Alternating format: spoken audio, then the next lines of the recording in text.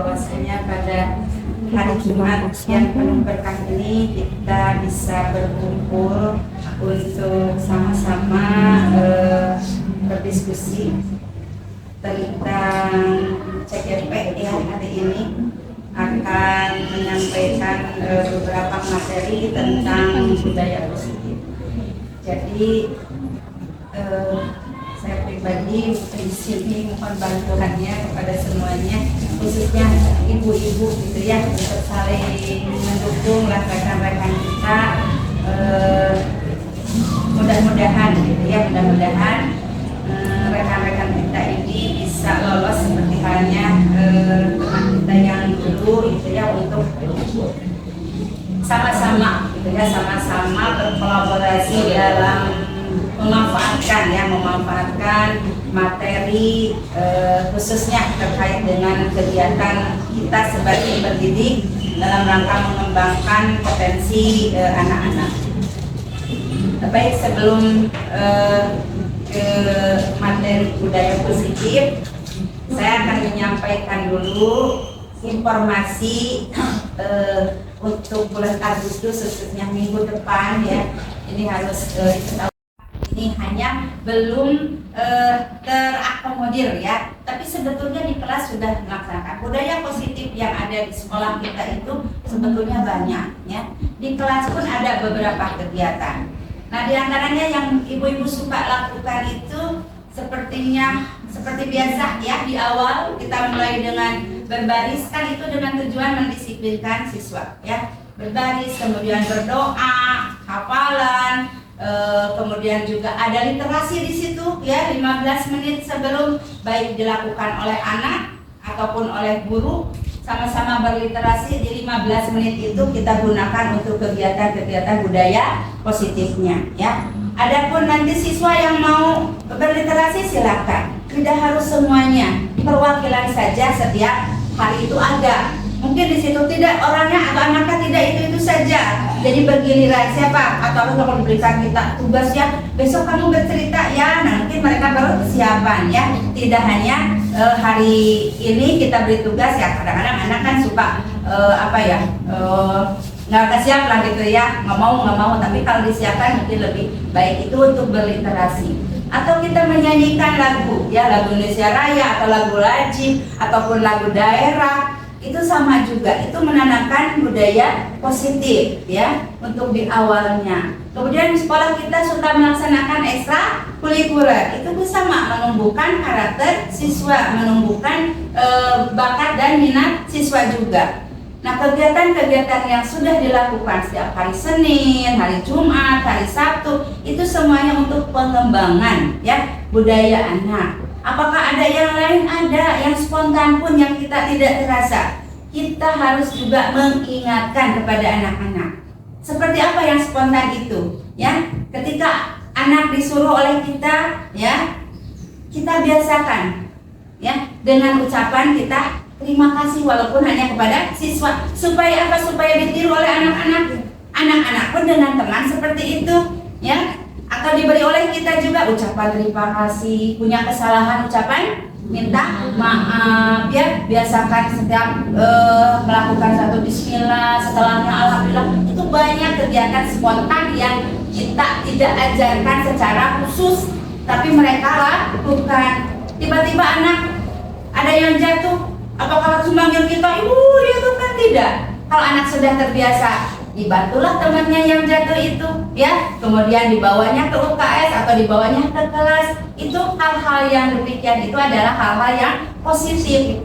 Nah, kita hanya tinggal mengingatkan kepada anak-anak kita, bukan hanya harus kita itu menggurui gitu ya, apalagi dengan kata-kata yang tidak baik ya. Kalau gitu kan, tidak seperti itu ya. Berikanlah contoh-contoh yang baik. Itu hal-hal yang sepele yang dilakukan oleh kita tingkatan sekolah dasar, yang dibudayakan ya, yang dibudayakan kepada anak-anak hal-hal yang baik gitu ya.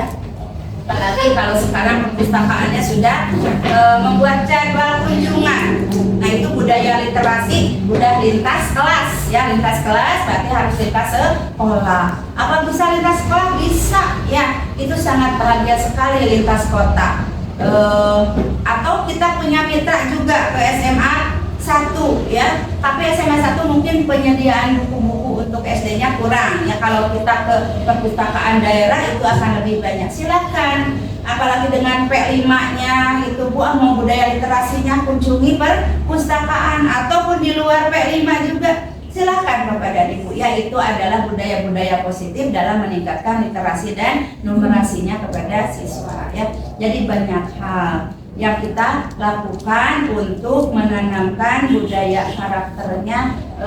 Kan tujuan utama kita itu memotivasi anak untuk selalu berbuat baik, untuk selalu beraktivitas dengan baik, baik tingkah laku maupun perkataan. Nah ini yang menjadi ini, mudah-mudahan ya, saya yakin kalau ibu-ibu tidak ada yang pernah gitu ya yang mengatakan yang tidak baik, yang tidak berkenan kepada siswanya gitu ya. Mungkin di sini ibu-ibu saya yakin tidak ada yang seperti itu. Bahkan saya suka biasakan kalau kita pun ingin minta tolong kepada anak pun tidak beli kerudung atau mengaturkan, tidak. Saya itu suka dengan kalimat, nah bisa tolong ibu nggak? Apa Bu?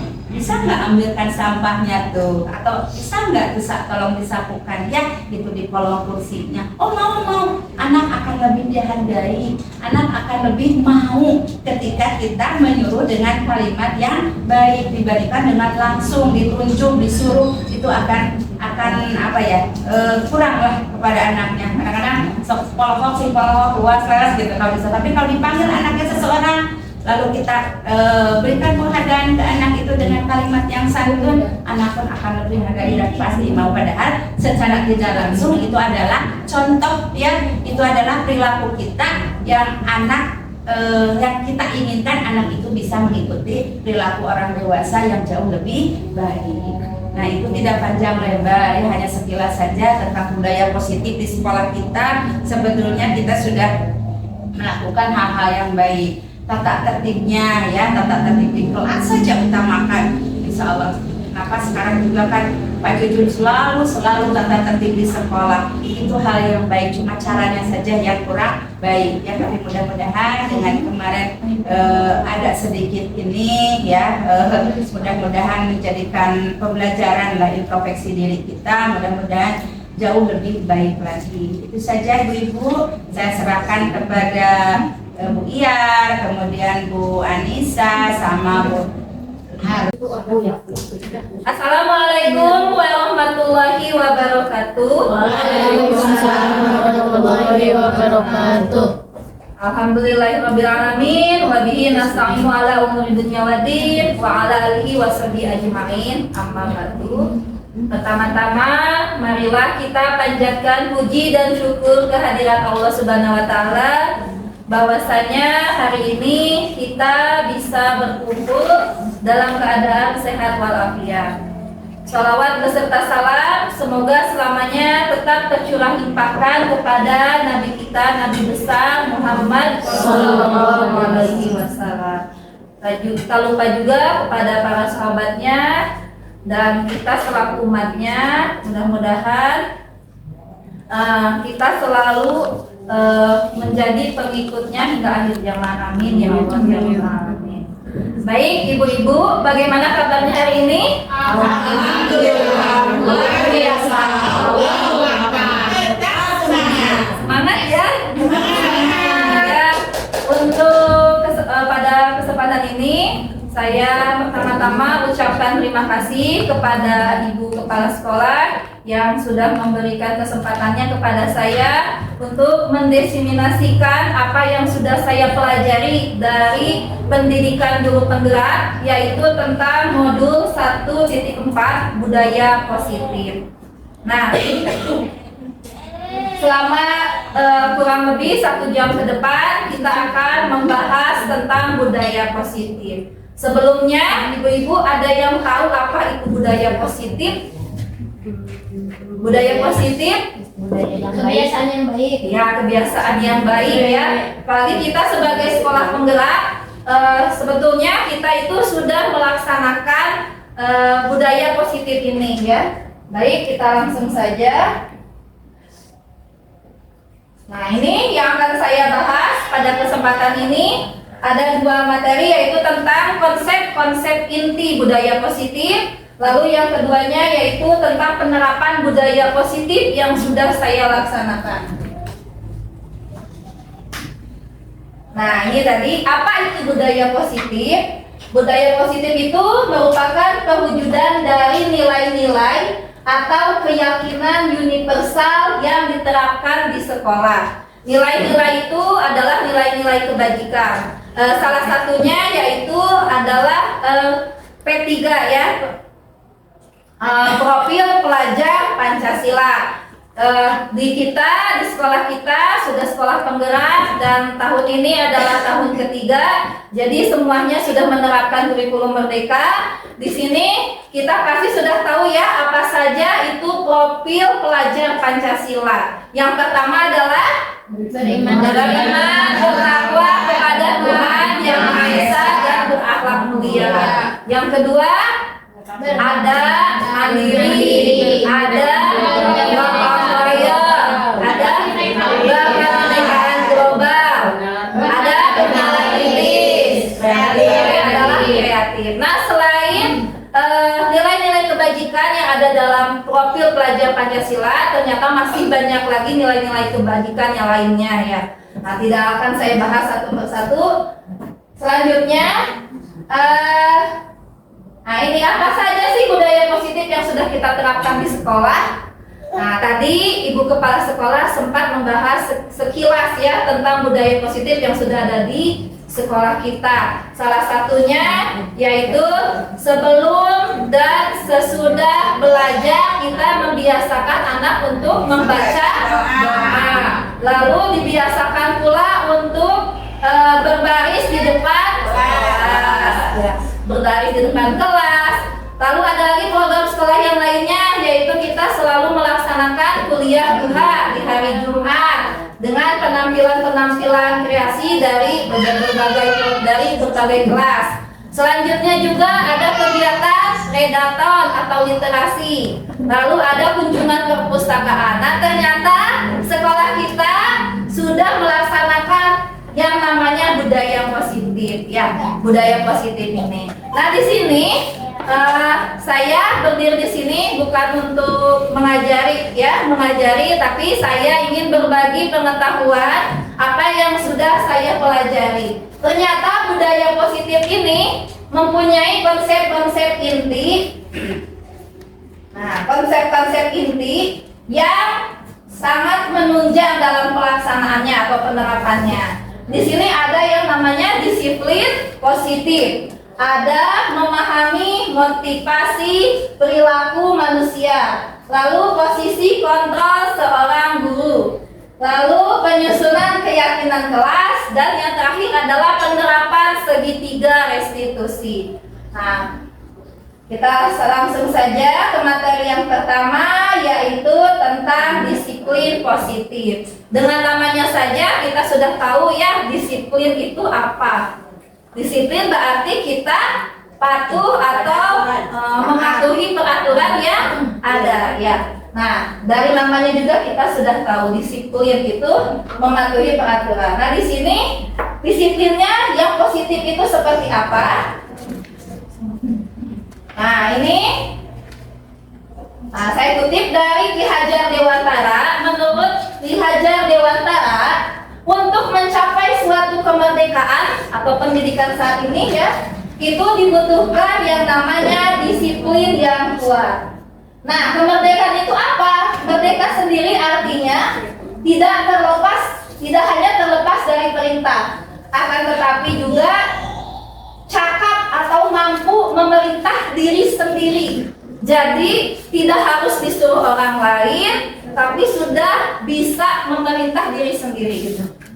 Ya, jadi bahasa Sunda nama hidung. jadi sudah mau sadar diri ya, sadar diri. Nah, di sini dikuatkan lagi. Nah, yang menjadi inti dari disiplin yang kuat yaitu disiplin yang berasal dari diri sendiri, yaitu motivasi internal, motivasi yang ada dari diri. Nah, tetapi, jika kita dalam pelaksanaannya mungkin banyak tantangan dan hambatan ya. Nah, untuk pelaksanaan di sekolah, tidak semua siswa itu bisa sadar diri melaksanakan disiplin. Bagaimana caranya? Kalau belum sadar, berarti ada alternatifnya, yaitu memerlukan pihak lain untuk mendisiplinkan kita, termasuk diri kita ya. Jika kita, saya belum sadar nih untuk bekerja dengan baik, saya belum sadar, kayaknya harus dimotivasi oleh orang lain. Nah, seperti itu ya. Jadi kalau belum ada motivasi dari diri, motivasi internal, alternatifnya kita perlu orang lain atau pihak lain yang bisa mendisiplinkan kita. Nah, itu untuk mencapai apa yang disebut kemerdekaan pada pendidikan. Nah, selanjutnya, ini ya. Jika seseorang itu memiliki disiplin diri, maka sikap dia itu akan bertanggung jawab terhadap apa yang dilakukannya. Nah, sebagai contoh, siswa kita ya, kalau sudah berdisiplin dirinya, tidak mengerjakan PR, mereka akan bertanggung jawab. Oh ya, saya salah, saya tidak mengerjakan PR, berarti saya harus seperti apa ke depannya, saya harus bagaimana. Nah, jadi mereka itu sadar diri sendiri, tidak usah kita peringatkan lagi, tidak usah kita takut-takuti atau apalagi diberi hukuman ya. Nah, karena kenapa? Karena mereka itu sudah sadar ya, mendasarkan tindakan mereka itu pada nilai-nilai kebajikan universal, yaitu tadi bertanggung jawab. Nah, selanjutnya, kita sebagai guru, dan sebagai guru itu apa di situ tujuannya? Di sini tujuan pendidik sendiri sebenarnya adalah menciptakan anak-anak yang memiliki disiplin diri.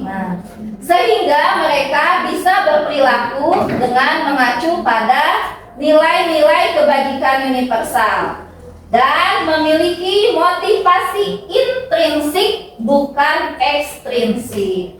Jadi disiplinnya hadir bukan karena ditakut-takuti, bukan karena adanya hukuman, ancaman, tapi mereka sudah sadar sendiri, mereka sudah ada kesadaran untuk melakukan sesuatu dengan disiplin, jadi sudah bertanggung jawab. Ini adalah level tertinggi ya ibu-ibu, karena sulit mencapai seperti ini. Tidak semua siswa bisa seperti ini, tapi kita jangan dulu menyerah ya, tapi kita harus berproses dulu. Kita harus yakin apa yang sudah kita laksanakan, apa yang kita kerjakan, insya Allah ada hasilnya, seperti itu. Nah, kalau ekstrinsik sendiri itu masih ada dari luar, jadi dari guru, dari teman-teman, orang tua, dan sebagainya. Nah, ini tentang disiplin positif. Ada yang mau ditanyakan tentang disiplin positif? Poin pertama, tidak ada ya Bapak Ibu. Jadi di sini disiplin positif intinya kita guru itu harus bisa memberikan kesadaran dari diri siswa sendiri untuk bersikap disiplin. Selanjutnya, kita masuk ke bahasan yang kedua, yaitu motivasi perilaku manusia. Ternyata sebagai manusia kita melakukan sesuatu itu ada motivasi. Nah, ini juga kita introspeksi ya, Bapak Ibu, kita introspeksi di sini. Motivasi perilaku manusia ini dikemukakan oleh Diana Gosen pada bukunya Restructuring School Discipline. Nah, di sini ada 3 motivasi. Yang pertama, motivasi yang timbul itu kita melakukan sesuatu atau anak atau siswa melakukan sesuatu itu karena untuk menghindari ketidaknyamanan atau hukuman. Oh, saya datang tepat waktu karena takut dihukum. Saya tidak nyaman dengan teman kalau kesiangan. Nah, itu masih termasuk motivasi ekstrinsik ya. Ini masih termasuk motivasi ekstrinsik. Jadi menghindari hukuman saja.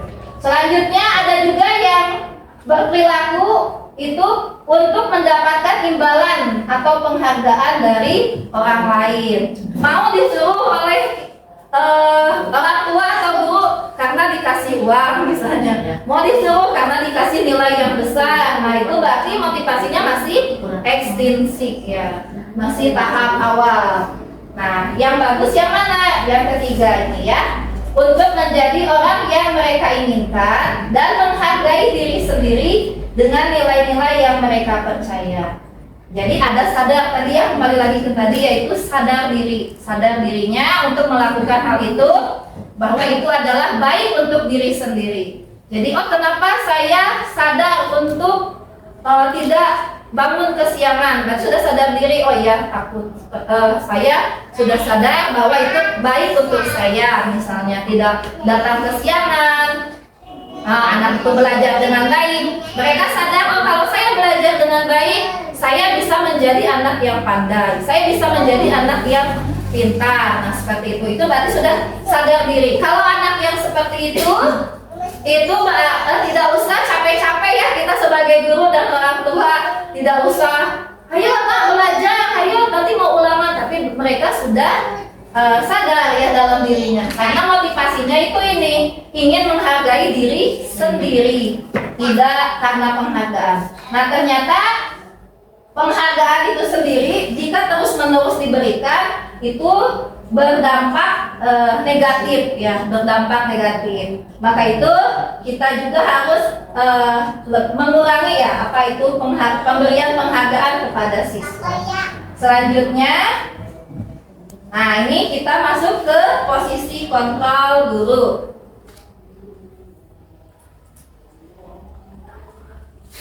Nah ini menurut Dr. William Glasser ada 4 teori kontrol. Yang pertama ini ilusi. Ternyata itu hanya ilusi. Kita yakin bahwa guru itu bisa mengontrol murid. Ternyata itu hanya ilusi, ilusi belaka. Ternyata apa yang kita anggap kita bisa mengontrol murid, mengatur mereka untuk bisa lebih baik, itu salah. Mereka itu kalau tidak sadar diri, mereka akan kembali ke semula. Nah seperti itu. Jadi itu hanya ilusi ternyata ya, guru itu bisa mengontrol murid. Ternyata guru tidak bisa mengontrol murid. Lalu yang selanjutnya,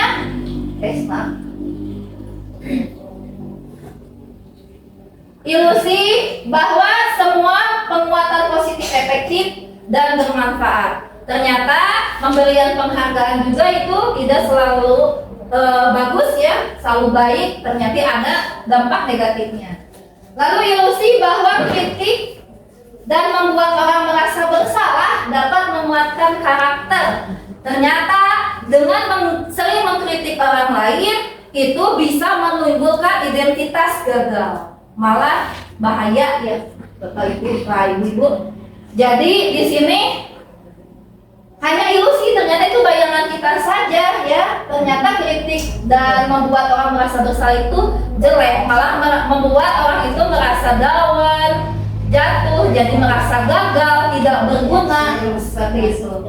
Lalu yang keempat, ilusi bahwa orang dewasa memiliki hak untuk memaksa. Nah kita juga kadang begitu ya. Saya sendiri pribadi kadang, kita ini sebagai guru nih di sini, berarti anak-anak itu harus mengikuti apa yang maunya kita. Kadang ada egois seperti itu ya Bapak Ibu.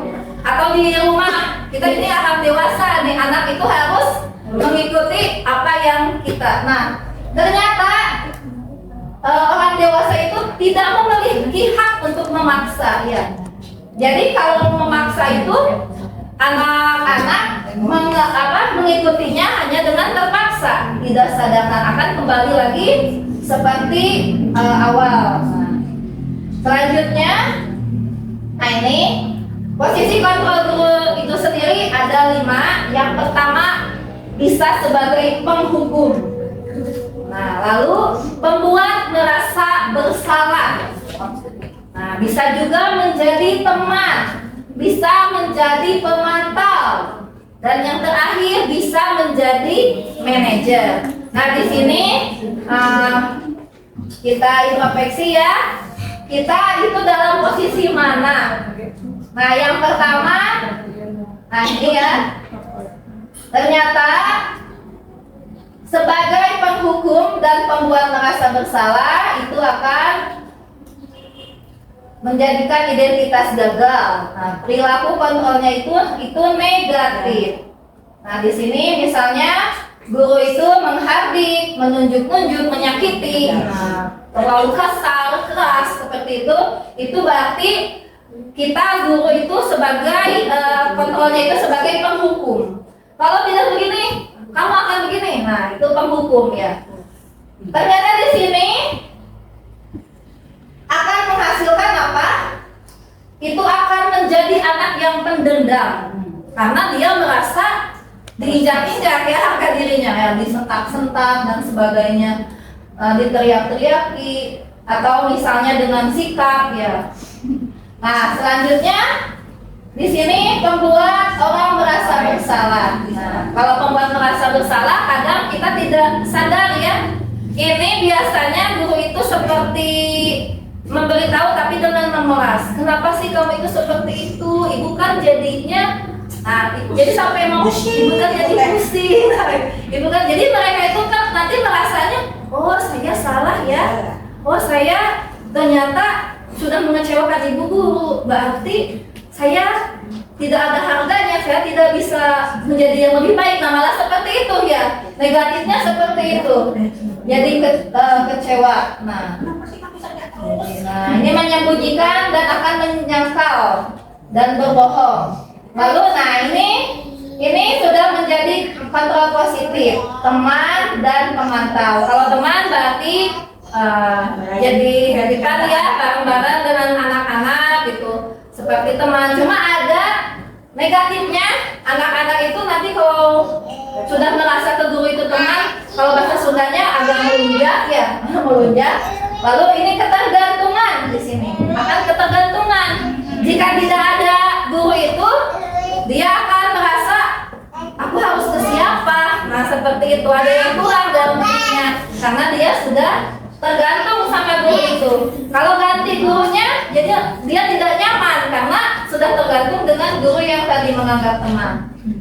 Selanjutnya pemantau. Nah, pemantau. Kalau pemantau di sini berarti dia itu akan selalu mengingatkan kepada anak. Peraturannya apa? Kenapa kamu memakai sepatu hitam, sepatu putih tidak hitam? Peraturannya apa? Konsekuensinya apa? Nah, setelah ini kamu sudah berbuat salah, apa yang harus kamu lakukan? Nah, itu pemantau ya.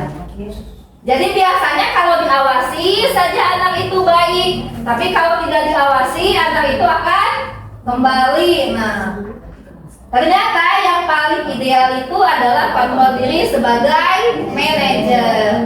Kalau manajer di sini biasanya mengajak ngobrol dulu anak, membawa anak, suasananya baik dulu dan supaya anak itu menyadari sendiri apa kesalahan yang telah mereka lakukan. Di sini ternyata hasilnya manajer ini bisa menguatkan watak atau karakter, jadi bisa lebih bertanggung jawab. Nah, ini yang tadi ya. Nah, ini tadi. Nah, ini jadi kalau penghukum dan pembuat merasa bersalah itu perilaku kontrolnya negatif, identitasnya gagal. Jadi anak itu nanti yang dihasilkan tidak sesuai yang kita harapkan. Mereka akan menjadi rendah diri, tidak percaya diri, rendah diri. Terus mereka merasa akan selalu banyak kekurangan, tidak punya kelebihan sedikit pun. Nah, itu. Lalu yang ini, nah teman dan pemantau ini sudah positif, identitasnya itu berhasil dan sukses. Tapi tadi ada kekurangannya ya, Bapak Ibu. Jadi kekurangannya tadi kalau teman nanti mereka akan sangat ketergantungan. Kalau pemantau, kalau tidak diawasi terus-menerus, mereka kalau tidak diawasi akan seenaknya. Jadi harus selalu saja diawasi gitu, dilihat terus. Kalau ada guru, wah ya gitu, rapi dan sebagainya. Tapi kalau tidak ada gurunya, nah kembali lagi ke karakter mereka.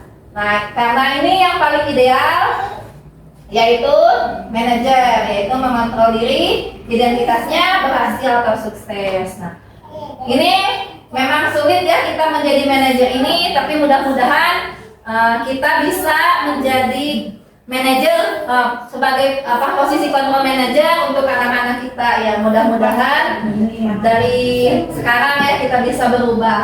Karena jujur saya juga ternyata setelah mempelajari ini, saya introspeksi diri sendiri bahwa selama ini sebagai guru itu banyak sekali kekurangan dan kesalahan. Ternyata itu masih banyak kekurangan dan kesalahan dalam mendidik siswa-siswi kita.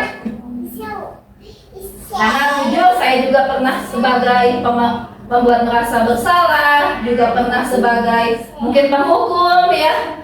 Nah, ini yang lebih ideal itu seperti ini. Mudah-mudahan kita bisa melaksanakan.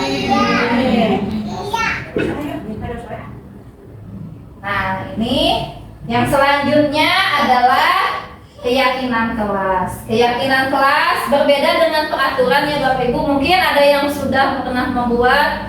Keyakinan kelas itu harus didasari dari anak itu sendiri. Jadi anak yang mengungkapkan lalu meyakini semuanya apa yang ada aturan di kelas itu, kelas tersebut atau di satu bidang pelajaran itu. Misalnya anak-anak mengajukan, kelas kalian ini mau diapakan?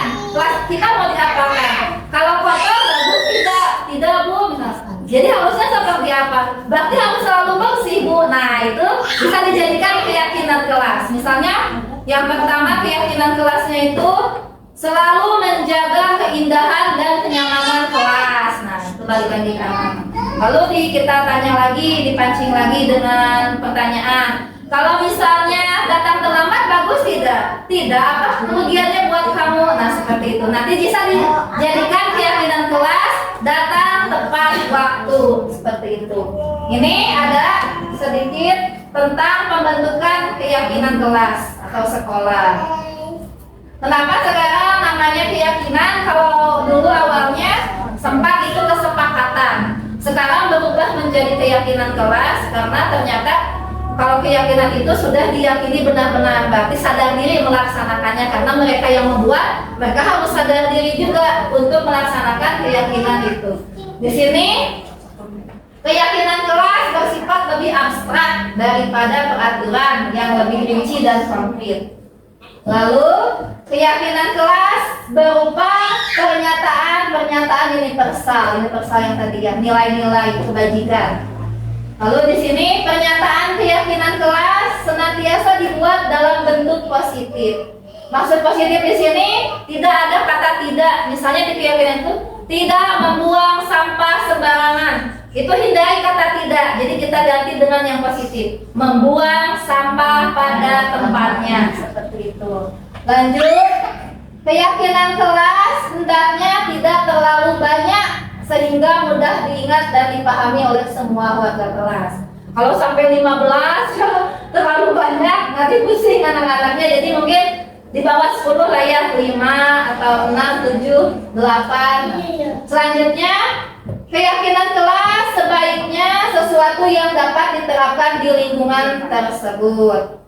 Nah ini semua warga kelas hendaknya ikut berkontribusi dalam pembuatan keyakinan kelas lewat kegiatan curah pendapat. Tadi yang seperti saya contohkan tadi, ditanya anak-anaknya, coba menurut kamu ingin dibagaimanakan kelas ini? Mau seperti ini, seperti ini. Nah itu kan diambil pendapat anak-anak, lalu kita susun sama-sama. Nah, kalau yang sudah saya lakukan itu anak menuliskan sendiri di sticky note. Nah, nanti saya ini kan contohnya. Lalu di sini bersedia meninjau kembali keyakinan kelas dari waktu ke waktu. Jadi setelah kita buat keyakinan kelas, bagaimana terlaksana tidak atau apa ada yang harus ditambahkan atau apa? Nah, selanjutnya ini ada contoh tentang keyakinan kelas 1. Setiap anggota kelas perlu belajar. Berarti di kelas itu tidak bermain-main ya. Di sini setiap anggota kelas perlu senang. Artinya anak-anak harus belajar dengan senang hati, sadar. Lalu setiap anggota kelas perlu melakukan tugas. Setiap anggota kelas perlu saling menghargai. Setiap anggota kelas perlu merasa aman. Ini boleh seperti ini atau boleh juga tidak usah pakai ini. Misalnya pakai yang langsung saja ya bisa. Kalau ini ada contoh lagi. Nah ini keyakinan kelas 5. Selalu bersikap positif. Kalau tadi kelas 1 lebih sederhana ya kata-katanya karena masih kecil supaya tahu gitu. Di sini ada setiap anggota kelas. Kelas 5 lebih lagi langsung ke inti. Selalu bersikap positif. Positif di sini berarti macam-macam ya, banyak. Jadi nanti bisa dijelaskan lagi oleh Bapak Ibu gurunya di kelas. Positif itu seperti apa? Kalau ini senantiasa menjadi diri terbaik, berarti dia selalu berusaha untuk menjadi diri yang terbaik, mengerjakan tugas dengan baik, lalu belajar dengan baik. Nah di sini lanjut, percaya dan menghormati orang lain serta barang miliknya. Berarti saat meminjam harus bilang dulu ya, bilang dulu. Misalnya saya boleh pinjam tidak? Kalau tidak diizinkan berarti jangan. Nah, setelah meminjam berarti harus berbilang terima kasih seperti itu. Berkomitmen terhadap setiap tugas. Nah, tugasnya dikerjakan tepat waktu dan sesuai. Lalu yang terakhir, senantiasa saling membantu. Berarti tidak saling bersaing, tapi saling membantu. Nah, Bapak Ibu, sekarang itu sudah zamannya berkolaborasi atau bergotong royong, tidak saling ingin mengunggulkan diri sendiri yang terbaik, tapi kita harus bersama-sama untuk meraih mimpi kita, visi misi sekolah kita, seperti itu. Anak-anak juga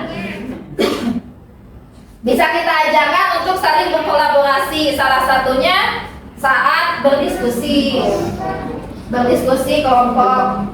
Jadi mereka saling mengemukakan pendapat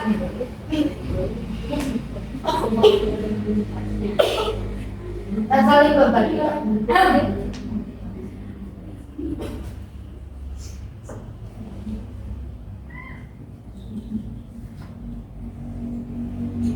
Nah, yang terakhir konsep inti itu adalah segitiga restitusi.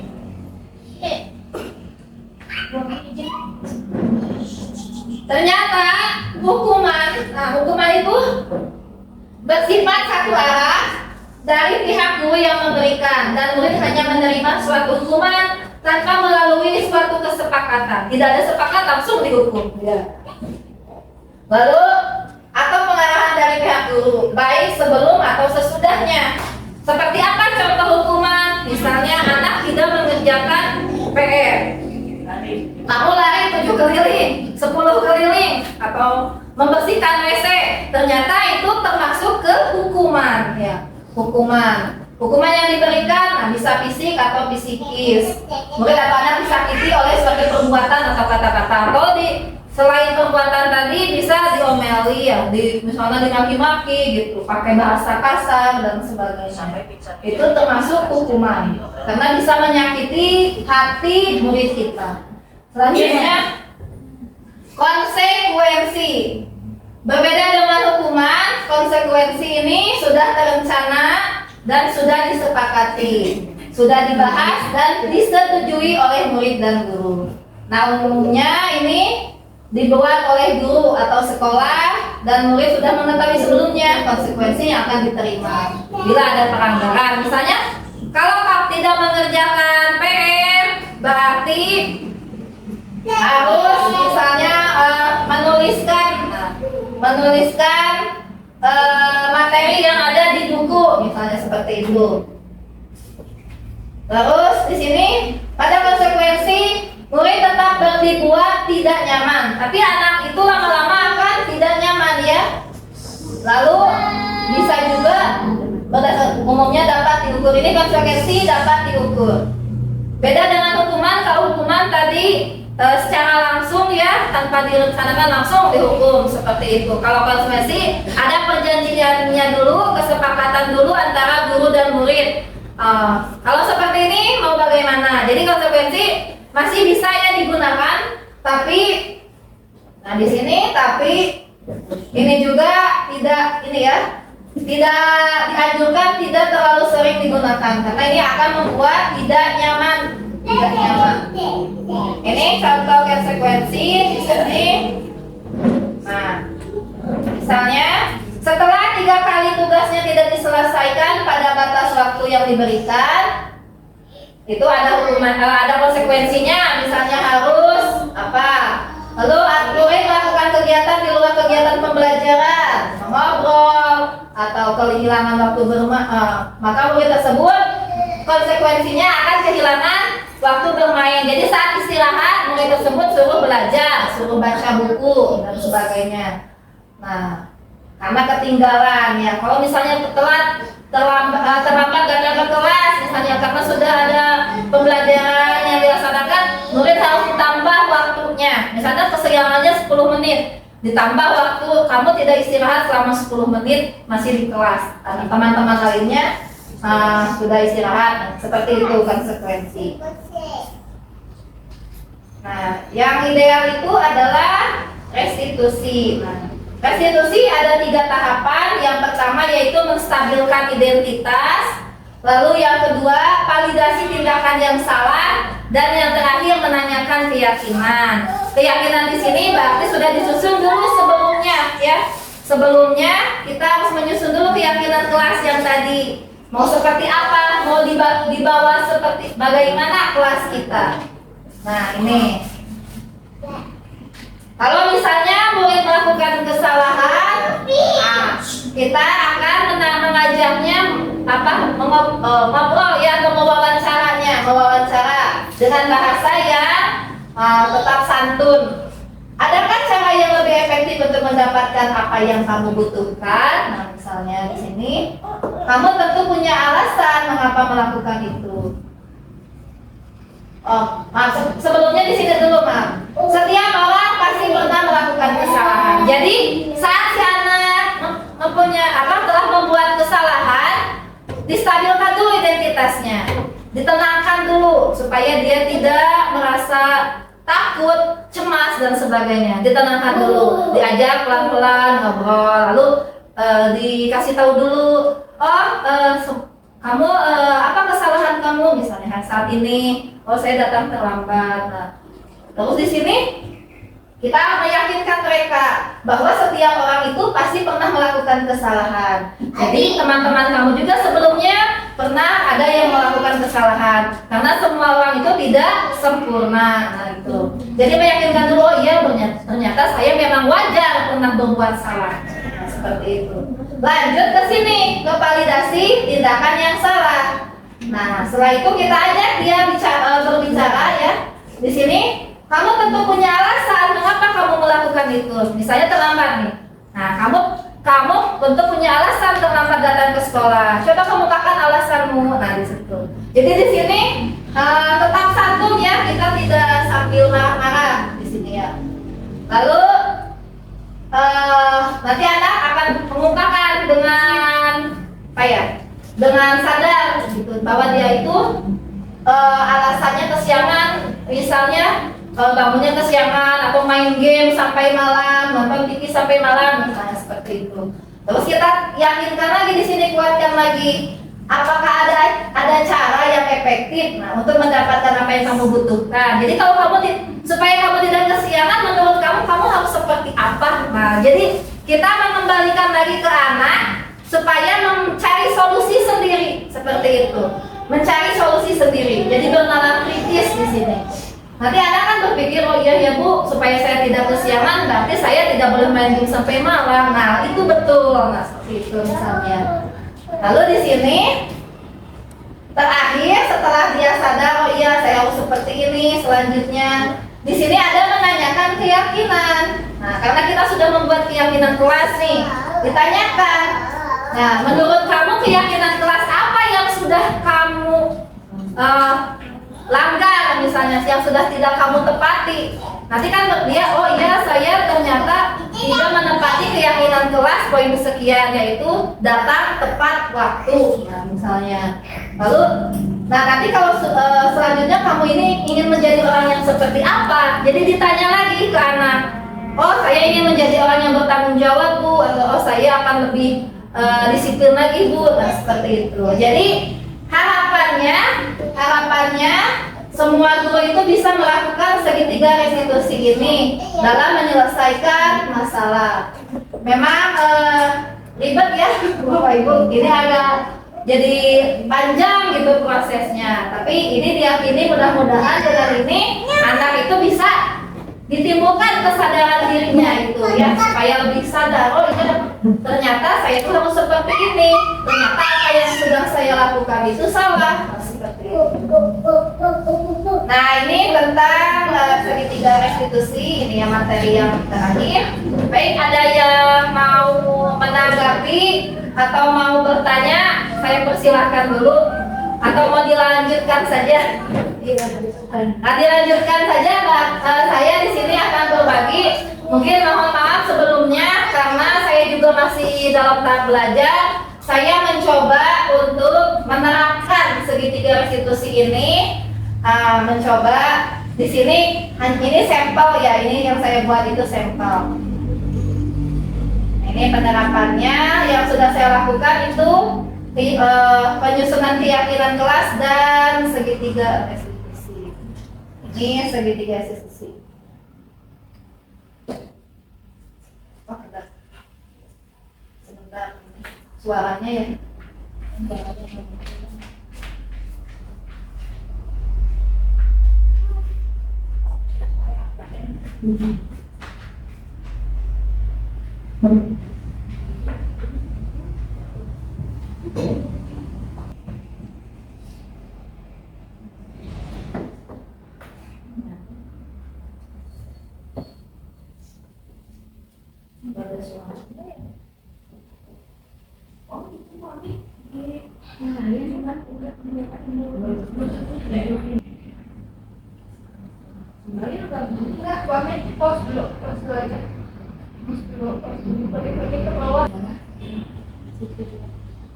Kemauannya suaranya belum komennya belum ada suara belum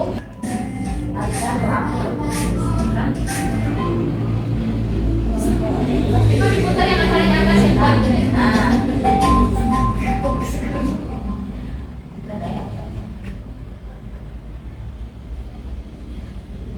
Three, two, one.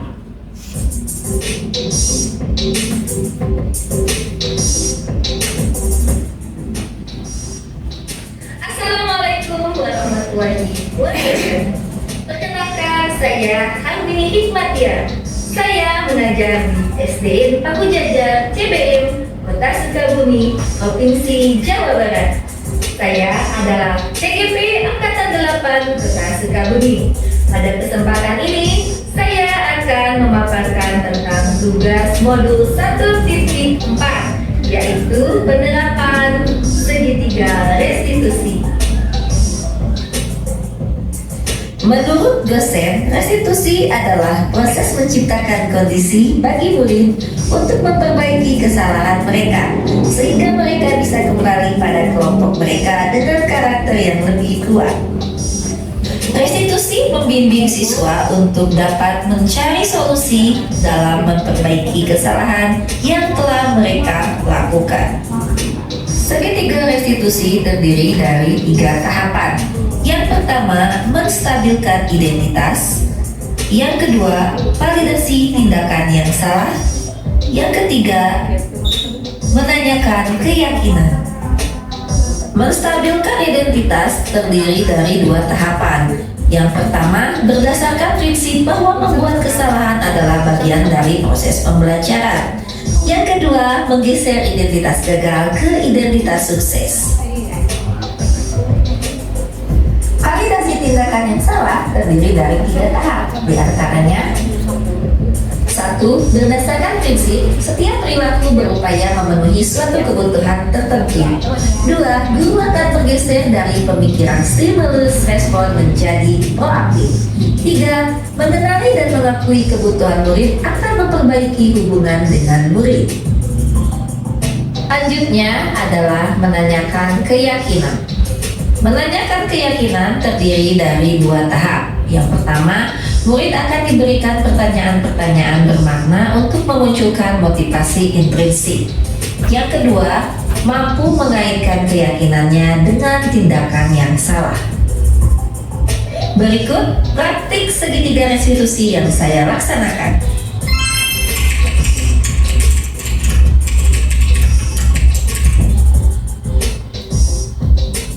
Ini simulasi ya.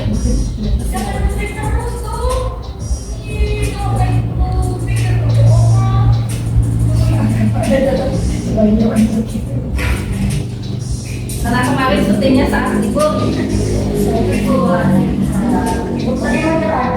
Ya, silakan duduk Hasan.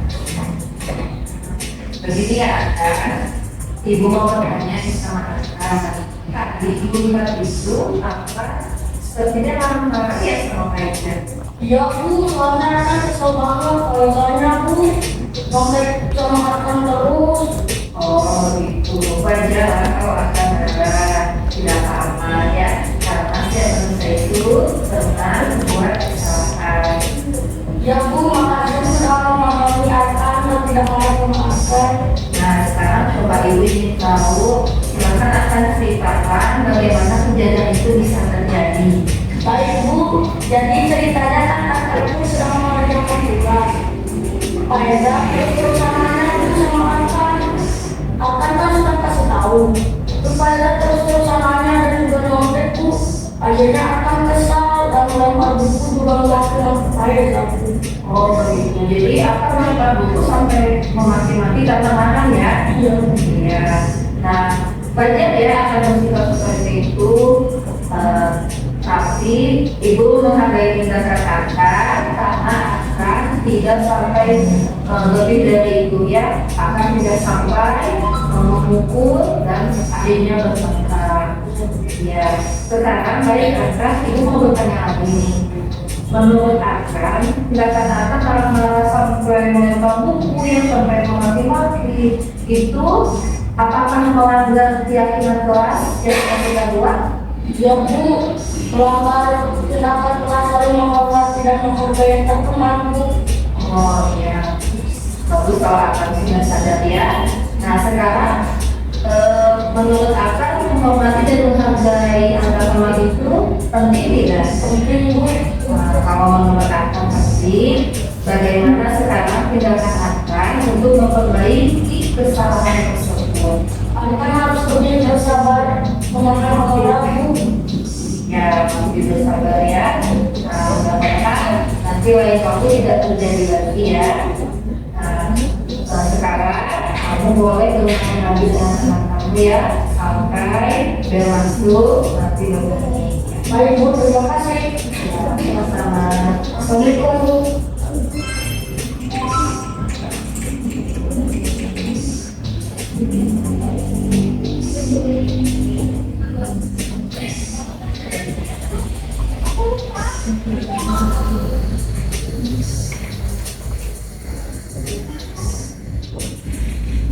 Assalamualaikum Ibu. Waalaikumsalam. Nah, begini saya, Ibu mau bertanya di kelas kita. Kira-kira kesalahan apa yang sudah saya lakukan tadi? Aku lupa mengerjakan PR Bu. Oh begitu, tidak apa-apa saja, karena wajar ya, manusia pasti pernah membuat kesalahan. Kamu sudah bagus mengakui kesalahan kamu. Tapi ibu ingin tahu nih sekarang, coba apa alasan kamu sampai kamu tidak bisa mengerjakan PR?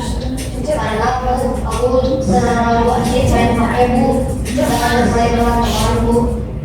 Oh begitu, jadi karena kasih main HP, jadi Pak Eja lupa ya buat PR. Nah, tapi kamu tadi tidak terlambat kan itu bangunnya? Tidak Bu. Kalau kita tidak terlambat ya? Tidak. Walaupun kamu lupa mengerjakan PR, tapi kamu tetap bersikap disiplin, datang tepat waktu dan tidak terlambat ya. Nah, sekarang ibu mau bertanya lagi. Menurut Pak Eja, perilaku Pak Eja tadi itu ada melanggar keyakinan kelas gitu. Ada Bu, ada apa? Tidak bersikap tanggung jawab tuh. Dalam sikap tanggung jawab. Nah, menurut Aida, sikap tanggung jawab itu penting tidak? Penting Bu. Penting. Nah, kalau menurut Aida itu penting, sekarang bagaimana cara Aida untuk memperbaiki kesalahan Aida? Aku akan membatasi dirimu dan bermain HP dan bermain dengan temanku dan bersikap lebih tanggung jawab dariku. Nah, bagusnya Aida. Nanti kalau Aida sudah bersikap begitu, insya Allah Aida itu akan menjadi orang yang seperti apa? Aku ingin menjadi orang yang tanggung jawab Bu. Nah, bagus. Nah, sekarang karena Aida sudah ingin memperbaiki kesalahan Aida, sekarang Aida silakan bermain lagi ya dengan teman Aida. Nanti jangan lupa harus masuk tepat waktu. Baik ya Bu, terima kasih. Ya, sama-sama.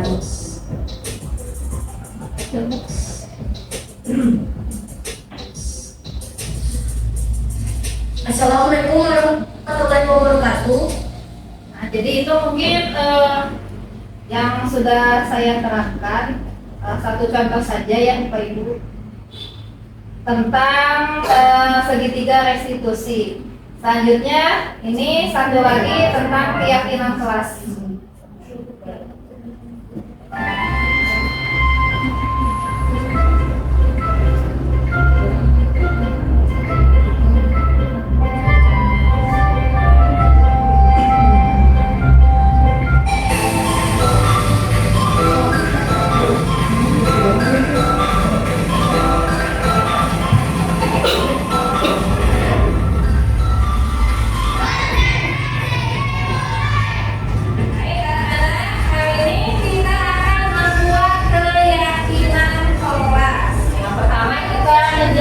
Dulu apa itu keyakinan kelas? Bukan semacam kelas ya, tapi ya kalian sudah yakini akan dilaksanakan.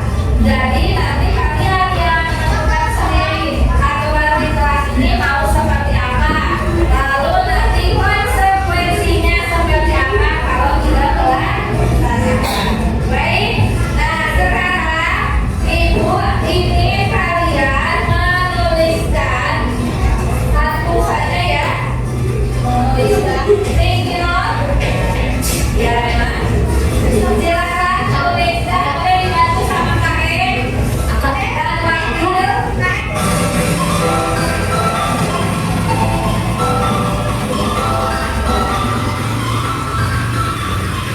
Ini yang saya lakukan menggunakan sticky note supaya lebih mudah menampung pendapat dari anak-anak.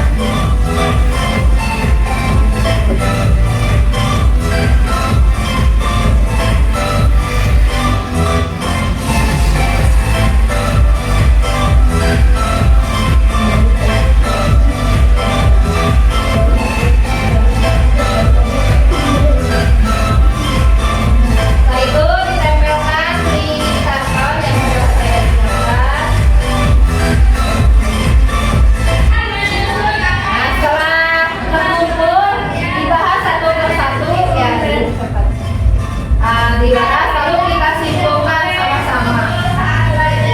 Tidak boleh berbicara kasar, tidak boleh bermain-main keras. Ya, kita tulis ya.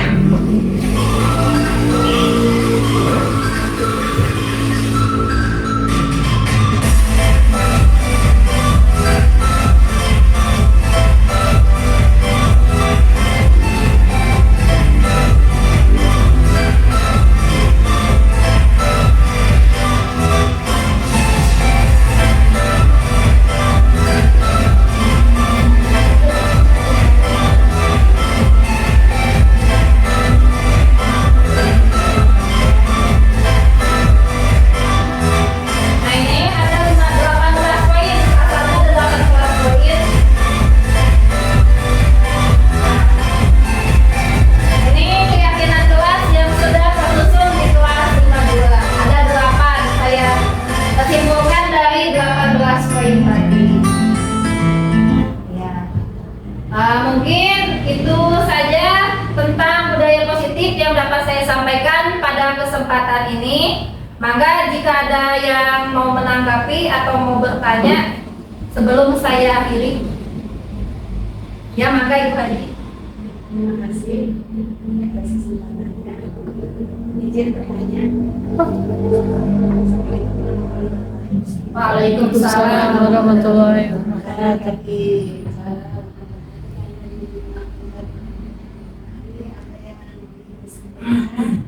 Ketika di segitiga restitusi. institusi, terus juga yang tadi disiplin apa tuh eksternal, Ya, disiplin positif. semuanya itu. Nah, tadi juga melihat tayangan-tayangan yang memang anaknya jelas gitu.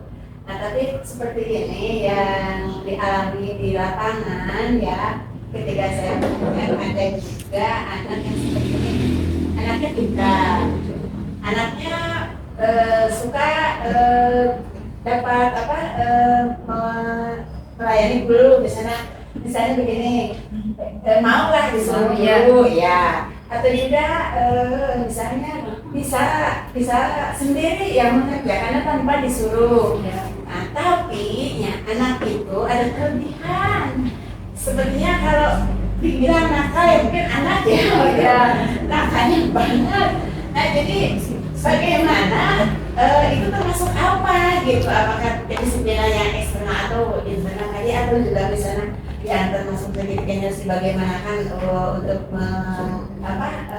menghadapi guru seperti itu, menghadapi anak dari guru kepada anak seperti apa itu caranya, dan juga bagaimana harus penanganan anak tersebut gitu, karena yang memang itu dikatakan hidang misalnya, kalau misalnya hidang ya hidang anak teh, tapi kalau misalnya juga ada identitas PR bisa dikerjakannya itu aja.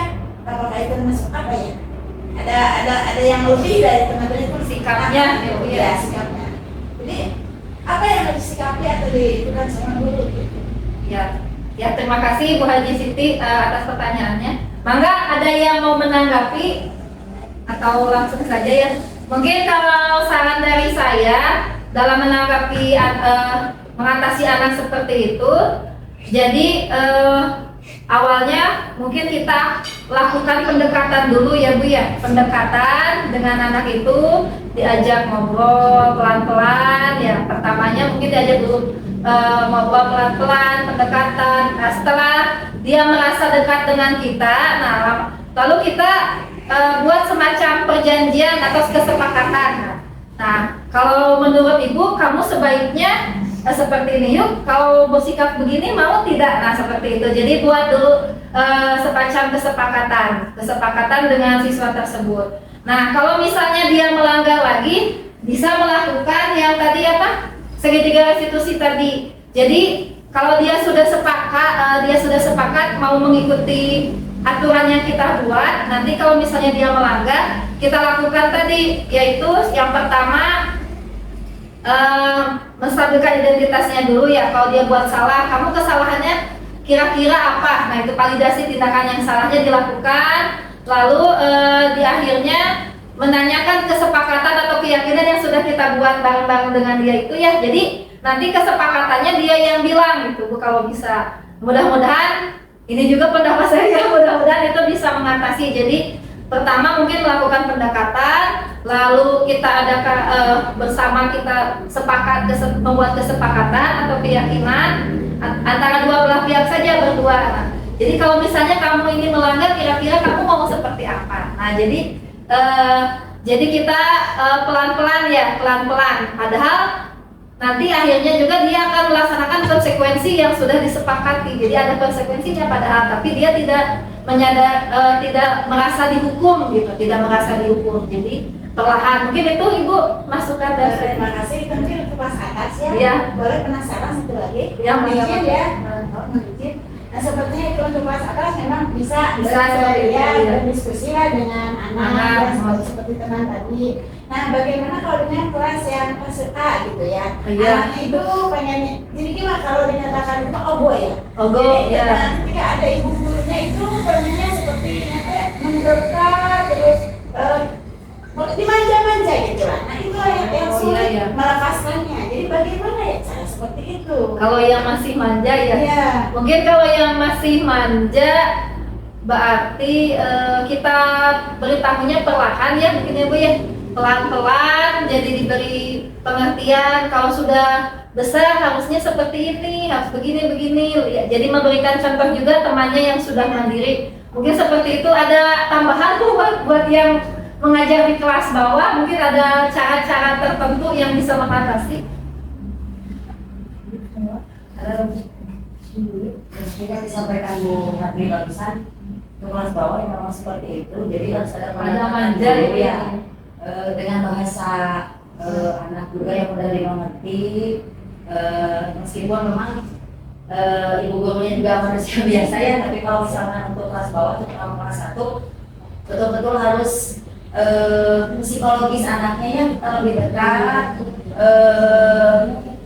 betul-betul apa ya bahasanya tuh pendekatannya itu kan dari mulai apa ya bahasanya kalau ke anak kelas bawah mah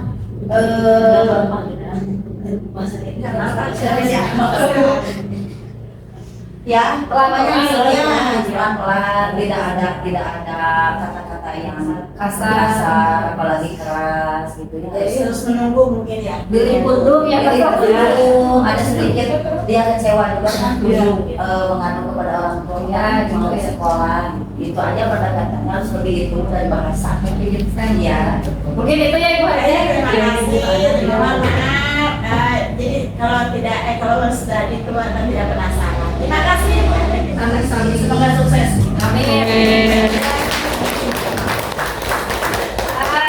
Terima kasih atas perhatian dan kesempatan yang telah diberikan kepada saya. Saya tutup saja presentasi ini dengan ucapan hamdalah, alhamdulillahirobbilalamin. Terima kasih. Mohon maaf jika masih banyak kekurangan. Wassalamualaikum warahmatullahi wabarakatuh. Waalaikumsalam warahmatullahi wabarakatuh.